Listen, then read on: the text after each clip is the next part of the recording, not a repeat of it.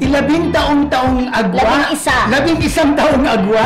Swak na swak pa rin ang chemistry nila David Licauco at Jillian Ward sa bago nilang teleserye. Aba, hindi naging hadlang ang age gap sa kanilang kulitan at banding. Aminado si David na napaisip siya nung una niyang narinig na si Jillian ang makakatambal niya. Bagay kaya kami? Ani ng aktor pero agad ding nawala ang aninlangan nang makatrabaho niya ang young actress. She's such a great actress. Dagdag pa niya. 31 na si David, habang 20 pa lang si Jillian. Pero sa iniginoon, well, mukha pa naman akong 19, sabay tawa, aura pa lang, bata vibes na. Si Jillian naman, chill lang at walang ilang. Sanay na raw siya makatrabaho ng iba't ibang edad at excited siyang matuto kay David sa trabaho at kahit sa life lessons pa. Pero medyo ano din yung 11 years na age gap. Medyo malayo din. Malayo kung din. iisipin mo. Oh. Pero kung hindi mo iisipin na 31 si David at 20 naman si Jillian, parang hindi mo rin naman makikita ng matandang-matanda naman. At saka Mildred, yung itsura naman ni David, hindi naman siya mukhang matanda. Oo, mukha nga siyang baby face. Kaya nga, diba? kaya bagay lang sila. Correct. Pwede. Pero dito mo malalaman kung pinipare na po si David kay Jillian.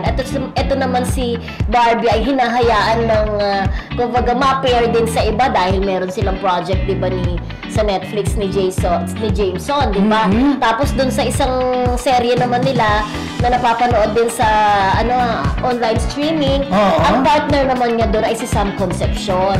So ang tanong ng mga Barda fans, hinihiwalay na ba talaga ang kanilang tambalan? Yun na nga. Yun eh. Oo, yun diba? nga sinasabi nila. Parang, goodbye Barda na ba talaga? Kasi ito nga, malaking proyekto. Si Jillian ang kapartner ni David. Correct, oo.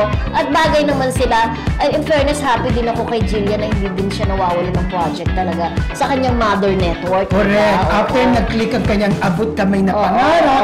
Pero parang yung hindi masyadong Oo nga. Hindi masyadong nag-click yung Ito huli niya. Ano bang title nun? Oo, ayun. Binondo, may Binondo. Hindi, may Binondo girl si Kim. May Ilongga girl! May Ilongga. Pero hindi masyado, no? Hindi. Pero yung, alam natin yung abot kamay ang pangarap talagang pinag-usapan. Ang taas ng ratings, di ba? Kaya good luck ha. Parang na to para sa akin, senyales na talaga ito ng paghihiwalay ng love team talaga ng Barda. At saka malay natin, click sila. Oo, hindi natin alam, may chemistry pala ang dalawang yan. Oo. Hindi So, ba? ano magiging nila, David tsaka Jillian? Dalian? Dalian? Dalian? Ganda Dalian, Dalian. Mauna naman si Jillian. Jida. Jivid. Jivid. Okay.